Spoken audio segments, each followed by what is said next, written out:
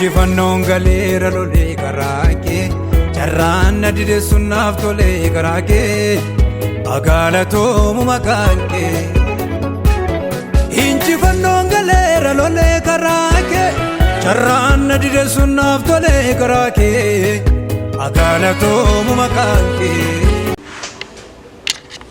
Nagaan Waaqayyoo hunda keessaniif haa baay'atu. Ani raajii of kalaa ejjetaa jedhama. Macaafa qulqulluu keenya keessatti akkasidha. Waaqayyo eebba ol waaqarraatiin, eebba collobboo lafa jala ciisuun, eebba harma mirgisuuf gadameessa dhala godhatuun si haa eebbisu.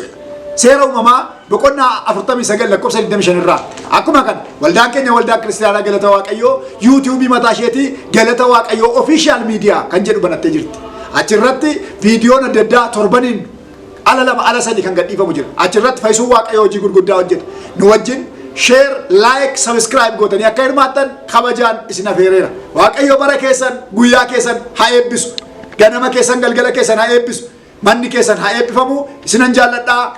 Shalom.